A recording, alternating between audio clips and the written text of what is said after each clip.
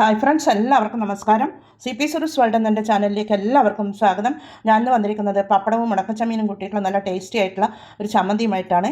എന്നാൽ അതെങ്ങനെ ഉണ്ടാക്കുന്നത് നമുക്ക് നോക്കാം. വരുമോ? വീഡിയോയിലേക്ക് പോകാം.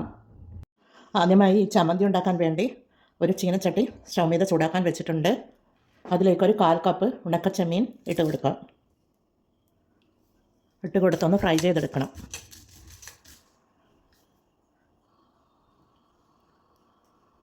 തീ ഫുള്ളിൽ തന്നെയാണ് വെച്ചിട്ടുള്ളത്.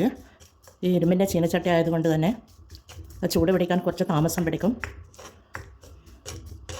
ഇത് കുറച്ച് ക്രിസ്പി ആയി വരണം. ആയോ എന്ന് നോക്കാം നമുക്ക്. ആയിനില്ല.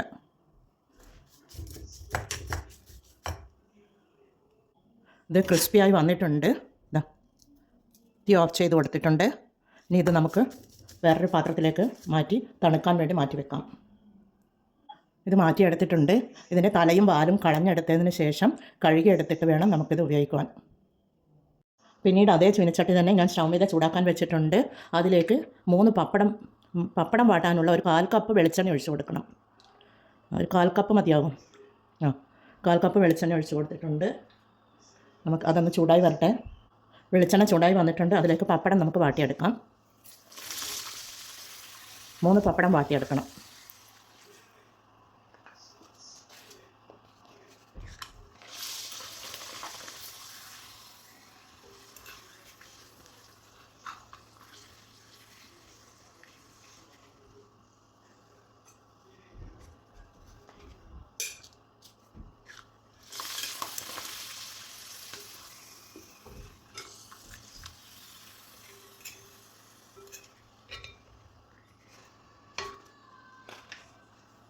മൂന്ന് പപ്പടം വാട്ടിയെടുത്തിട്ടുണ്ട്. തീ ഓഫ് ചെയ്ത് കൊടുക്കാം. പിന്നീട് ഞാൻ വേറൊരു കടായി സ്റ്റൗ മീത വെച്ച് കൊടുത്തിട്ടുണ്ട്. അതിലേക്ക് 1 ടേബിൾ സ്പൂൺ വെളിച്ചെണ്ണ ഒഴിച്ച് കൊടുക്കാം. 1 ടേബിൾ സ്പൂൺ വെളിച്ചെണ്ണ ഒഴിച്ച് കൊടുത്തതിന് ശേഷം ഒരു 6 വറ്റൽമുളകാണ് അതിട്ട് കൊടുക്കാം. ഒരു 10-13 ചെറിയ ഉള്ളി അതിട്ട് കൊടുത്തിട്ടുണ്ട്. ഒരു 4 വെളുത്തുള്ളി, പിന്നെ ഒരു ചെറിയ കഷ്ണം ഇഞ്ചി അതൊക്കെ ഇട്ട് കൊടുത്തൊന്ന് വഴറ്റി കൊടുക്കാം.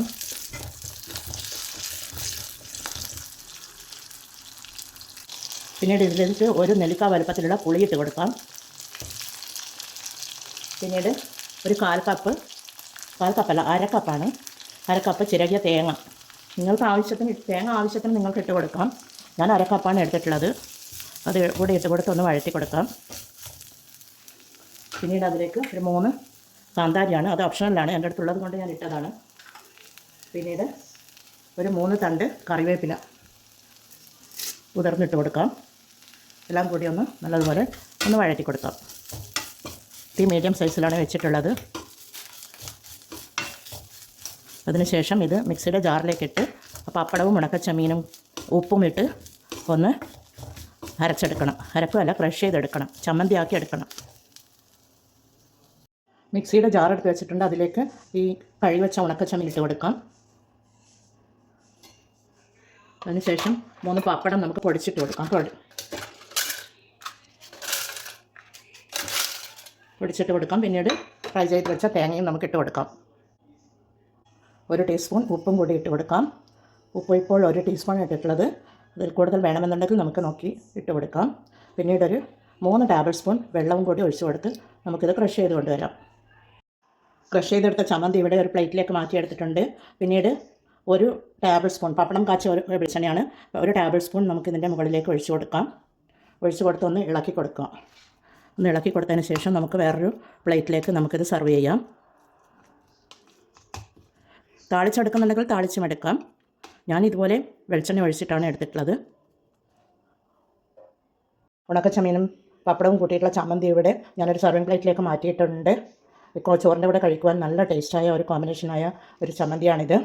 എന്നാൽ എല്ലാവരും ഇത് ട്രൈ ചെയ്ത് നോക്കി ഫീഡ്ബാക്ക് അറിയിക്കണേ. അടുത്ത ഒരു വീഡിയോയുമായി വരുന്നത് വരെ എല്ലാവർക്കും താങ്ക് യു ഫോർ വാച്ചിങ്.